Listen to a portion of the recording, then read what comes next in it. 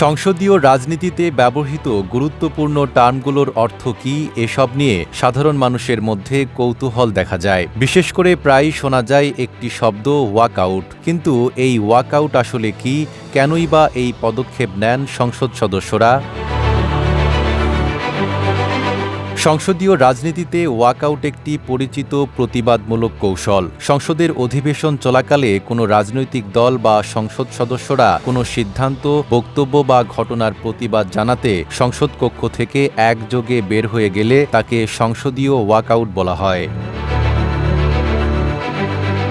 সাধারণত বিরোধী দল সরকার বা স্পিকারের কোনো সিদ্ধান্তের বিরুদ্ধে অসন্তোষ প্রকাশ করতে এই পদ্ধতি অবলম্বন করে। অনেক সময় গুরুত্বপূর্ণ ইস্যুতে বক্তব্য দেওয়ার সুযোগ না পাওয়া, আলোচনার দাবি উপেক্ষিত হওয়া কিংবা কোনো ঘটনার তীব্র প্রতিবাদ জানাতেও ওয়াকআউট করা হয়। শিয়া বাটার ও ভিটামিনে সমৃদ্ধ লিলি বিউটি সোপ, তারুণ্যময় উজ্জ্বল ত্বকের জন্য। এর মাধ্যমে সংসদের ভেতরে রাজনৈতিক বার্তা দেওয়ার পাশাপাশি জনগণের দৃষ্টি আকর্ষণের চেষ্টা করা হয়।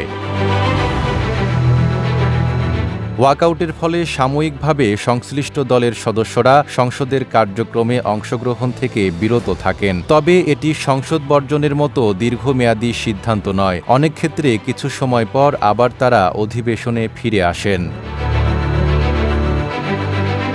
বিশ্বের বিভিন্ন গণতান্ত্রিক দেশে এই পদ্ধতি সংসদীয় রাজনীতির একটি প্রচলিত অংশ। বাংলাদেশেও জাতীয় সংসদে বিরোধী দলগুলো বিভিন্ন সময়ে গুরুত্বপূর্ণ ইস্যুতে প্রতিবাদ জানাতে ওয়াকআউট করেছে। রাজনৈতিক বিশ্লেষকদের মতে ওয়াকআউট একদিকে যেমন সংসদীয় প্রতিবাদের প্রতীক, তেমনি এটি সংসদে মতপার্থক্য ও রাজনৈতিক অবস্থান প্রকাশের একটি শান্তিপূর্ণ গণতান্ত্রিক পদ্ধতি। তবে অতিরিক্ত ওয়াকআউট হলে সংসদের স্বাভাবিক কার্যক্রম ব্যাহত হওয়ার আশঙ্কাও তৈরি হয়। Desk report, Dhaka post.